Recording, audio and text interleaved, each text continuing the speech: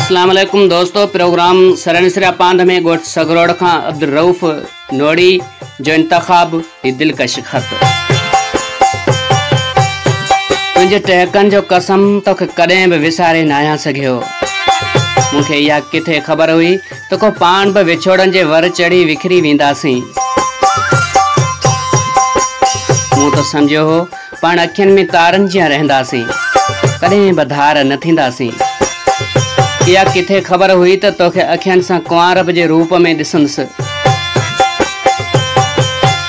हा महबूब साईं, मूं तो ये सोचियो भी न हो तुझे हथन पेरन ते वह मेहंदी भी लगंदी जंहिंजी सुगंध मुझे मुक़दर में न हूंदी।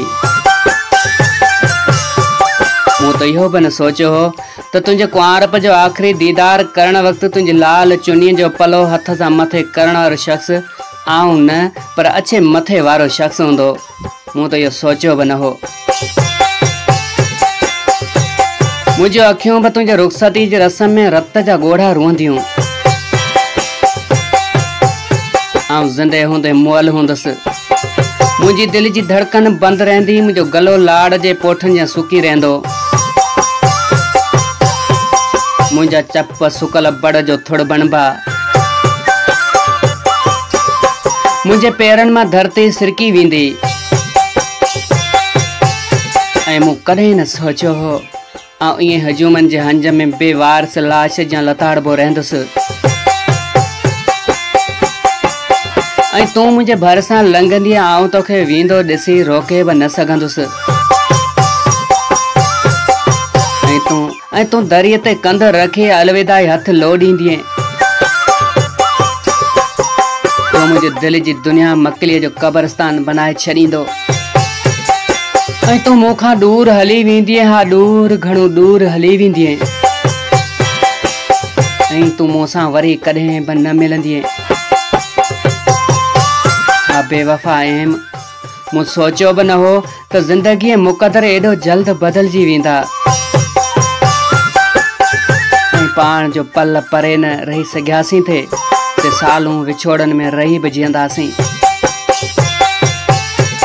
इहो कॾहिं तसवर भी न कयो तोखां पोइ। तुझे चपन खां विछड़ी शराब खाना भी ॾिसणा पवंदा, जाम पी भी जीअणो पवंदो हुई। तू ॿुधाए किथे सोचियो हुयमि तोखे याद कंदे कंदे खुद विसरी वेंदुसि। तोले रुअंदे रुअंदे अखियूं सुकी वेंदियूं। तुझो राहुनि ते नेण सिकायल रहंदा।